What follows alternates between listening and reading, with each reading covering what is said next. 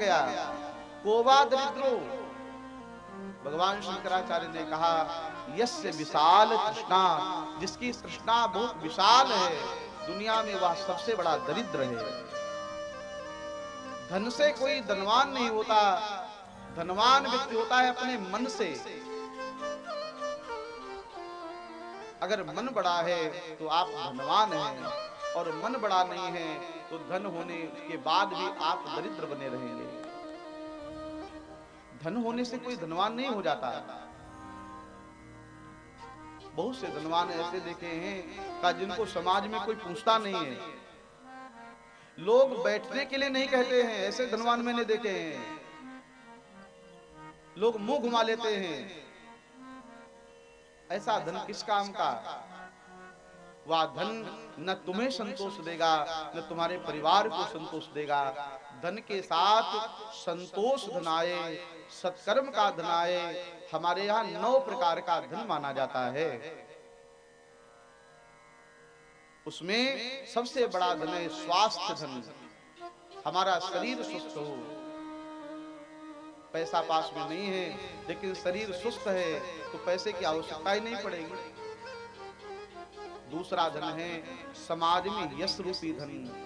समाज में आपका कितना सम्मान है? अगर समाज में आपका सम्मान नहीं मेरे भाई, तो आप कितने भी बड़े धनवान हो, उस धन से किसी का कल्याण नहीं हो सकता। यश रूपी लक्ष्मी, स्वास्थ्य रूपी लक्ष्मी और विद्या रूपी लक्ष्मी। अगर आपके पास पैसा नहीं है और आप विद्वान हैं, विद्या आपके पास में है, तो आप जहां जाएंगे उस विद्या से आप पैसा कमा लेंगे। अगर सम्मान आपके पास में है, आप जहां जाएंगे धन आपके पीछे चलेगा। अगर सम्मान, विद्या रूपी लक्ष्मी और संतान रूपी लक्ष्मी। दीपावली में आपको स्मरण होगा कि आप दीपावली में अष्टलक्ष्मी की पूजा करते हैं। वह अष्टलक्ष्मी है क्या, ये समझने की आवश्यकता है। विद्या भी लक्ष्मी है और संतान अगर आज्ञाकारी है तो संतान भी लक्ष्मी है। उसे कहा जाता है संतान लक्ष्मी। पता चला पैसा बहुत है लेकिन बेटा बाप को ही मारता है, जेब में पैसा बहुत डाले घूम रहे हैं, बैंक में बहुत बैलेंस है, लेकिन संतान शराब पीती है, बाप को डांटती मारती फटकारती है। तो बताइए ऐसा धन किसी काम का है? उसकी अपेक्षा गरीब होना ज्यादा अच्छा है। तो संतान लक्ष्मी, अगर आपकी संतान संस्कारवान है तो आप धनवान हैं। पत्नी गृह लक्ष्मी, पत्नी को गृह लक्ष्मी कहा जाता है। प्रिया च भार्या प्रियवादिनी च, पत्नी हो प्रिय बोलने वाली हो।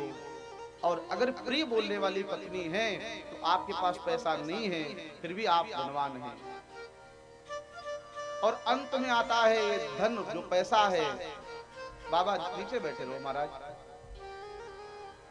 जय गुरुदेव।